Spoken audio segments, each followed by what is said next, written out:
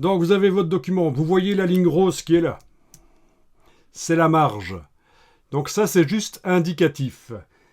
Ça vous indique juste qu'il vaut mieux ne pas mettre du texte au-delà de cette marge parce que d'un point de vue composition, ce serait pas très heureux d'avoir du texte trop près du bord.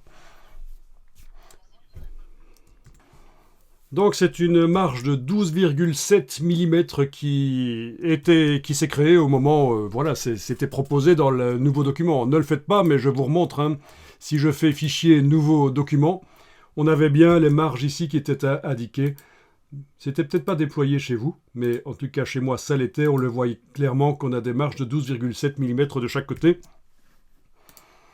Voilà, je n'ai pas créé de nouveau document, je retournais juste dans la boîte pour montrer que...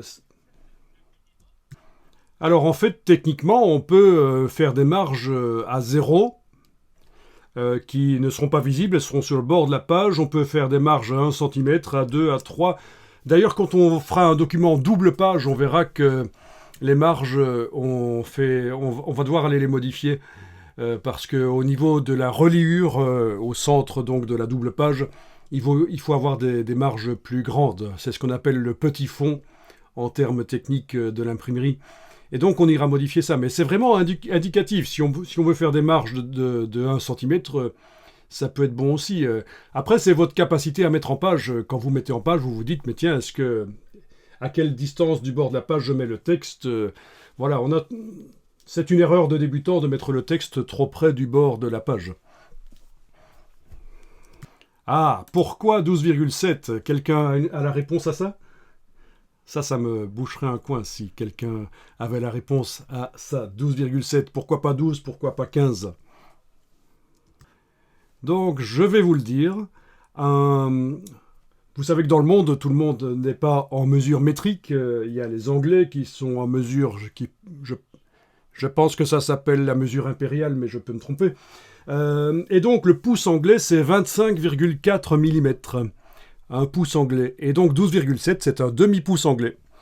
Oui, dans le monde de l'impression, de la mise en page, on a souvent les mesures anglaises qui sont utilisées de temps en temps, voilà. Pour la résolution notamment, les 300 pixels par pouce, des choses comme ça. Voilà. Donc voilà la réponse. Pourquoi 12,7? C'est un demi-pouce anglais. Alors bien sûr, ça peut se changer encore par la suite par... différents endroits. Je ne vais pas en parler tout de suite parce que c'est pas important pour commencer la formation. On va faire un bloc texte.